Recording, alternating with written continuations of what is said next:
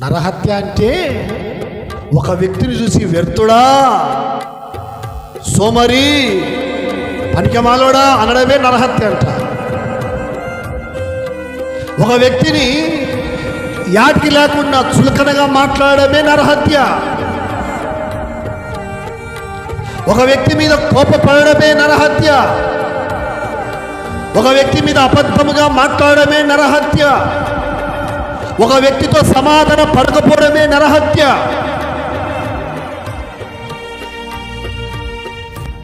యేసుప్రభు అంటున్నాడు, నరహత్య చేయవద్దు, నరహత్య చేయవాడు విమర్శకులునగును.